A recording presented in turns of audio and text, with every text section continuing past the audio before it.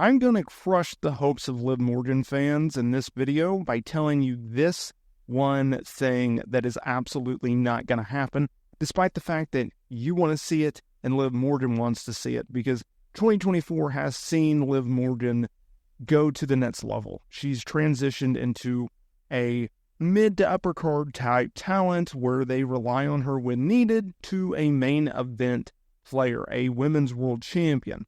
There's a few reasons why she's had success, but most notably it's Rhea Ripley. Rhea Ripley and Liv Morgan has set the world on fire with their feud this year, and although they are going to have to put this on the back burner for a little bit due to an injury by Rhea, this has been the main storyline. This has been the talking point. This has been a storyline that has helped carry Monday Night Raw.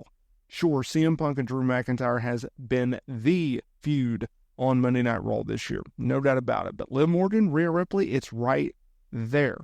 Liv Morgan has been able to tap into her very loyal and very supportive fan base, asking them to come along a journey in which they have been waited for years now. They have believed in this woman, they have supported this woman, and now their hard work of support, all the times that they've been disappointed and heartbroken, is paying off, because Liv Morgan aligning herself with a top heel like Dominic Mysterio, bringing back Raquel Rodriguez as her heater, as her bodyguard, if you will, while feuding with Rhea Ripley. If you go back to when she returned at the Women's Royal Rumble, she came out very clear, very public, and said that she is going to go on her Liv Morgan revenge tour, and that's exactly what she did. She came back from injury, and she went right after Becky Lynch. Although she fell short, all things come back again. So what am I about to do to crush the hopes and dreams of Liv Morgan fans? Well, she did an interview before the Rhea Ripley injury news came out, and she was asked on the Bootleg Kev show if she would be interested in facing Rhea Ripley in a Hell in a Cell match. Now, Rhea Ripley, she is currently sidelined with a broken orbital bone, and she will be out of action for a while. But when she does, they will complete the storyline of Liv Morgan and Rhea Ripley, and they will do the trilogy bout. So this question is still a merit. Would she face Rhea Ripley in a Hell in a Cell match? She said, I mean, if that would finally get her off my back, then yeah, I would do anything at this point to get her to leave us alone. And then she said it's a little bit concerning in regards to Rhea Ripley coming after them. I'm a little bit scared for her mental health. Now, look, obviously, they're not going to do Hell in a Cell right this second. That's the crushing of hope of Liv Morgan fans for two reasons. One, Rhea Ripley's out with an injury. You can't get around that. Two, they just did Hell in a Cell between CM Punk and Drew McIntyre. WWE, let's just say Rhea was not injured. And let's just say that Rhea comes back in, 2 months. They're not going to do Hell in a Cell. They're not going to do this match, despite the fact that Liv Morgan fans want to see it, because it is such a great gimmick match for a great storyline. The reason for this is, one, they just did CM Punk versus Drew McIntyre at Bad Blood. Okay, they're probably not going to want to pull that stipulation out for a while. And think about this, the previous Hell in a Cell match was at WrestleMania 39 with Finn Balor and Adam Copeland. So they rarely used the stipulation under Triple H. He is not one like Vince McMahon where it's like, okay, every October we have a Hell in a Cell pay-per-view. Or every December we have a TLC match. That's just not what it does. Does Liv Morgan versus Rhea Ripley deserve a Hell in a Cell concept, a structure, a gimmick? Yes. Will they do it? No. Just for the two reasons that I gave you. Also, there are other ways in which you can get around doing Hell in a Cell. You can do a steel cage match. You can do banning of Raquel Rodriguez and Dominic Mysterio from ringside, etc.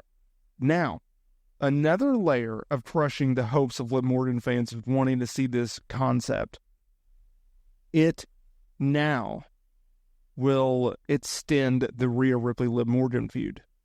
And who's to say that they don't run this match back now at the Royal Rumble or even WrestleMania, because now they have extended time. So if you've been tired of seeing Liv Morgan versus Rhea Ripley, well, sorry, you're going to get a break, but you're not going to get the storyline to be over, right? They legitimately extended this storyline while Rhea Ripley was off television for multiple months. They built up Liv Morgan into the heel that she is. She beat Becky Lynch for the Women's World Championship, and she continuously mentioned Rhea Ripley on television. Sure, she feuded with the likes of Zelina Vega and others, but for the most part, her main storyline was with Rhea Ripley. That's not going to change.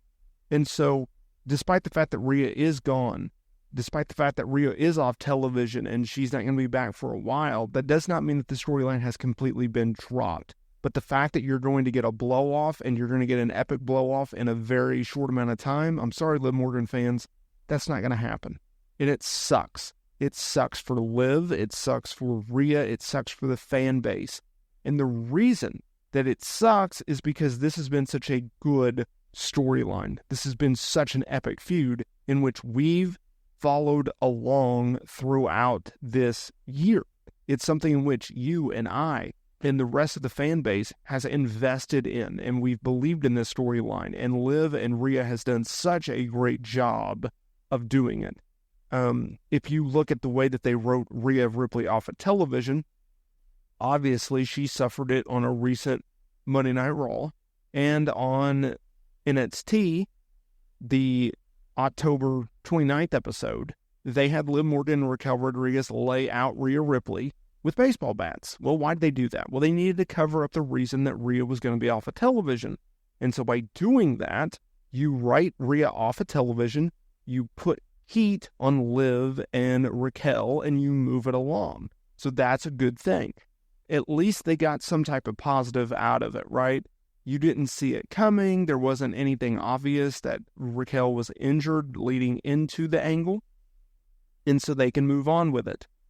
At least you get heat on Liv, and at least you get more sympathy on a very over babyface and Rhea Ripley. That's the pros. The cons is you're going to have to wait to blow this feud off. You're going to have to wait, and you're going to miss out on more interaction between Raquel and Liv. You're going to miss out on Rhea Ripley being on television and mixing it up. And at a time where WWE is kind of in their dead period, they're going to miss out on that star power of Rhea Ripley. I guess you could have her on television doing promos in a few weeks, but they really wrote her off television in a strong way. It doesn't make much sense to bring her back when she can't do anything physical, especially trying to get her revenge on Liv and Raquel for such a brutal beatdown. It doesn't make a lot of sense, so I don't see them going that route. But hey, I could be wrong. They could do something different, but that's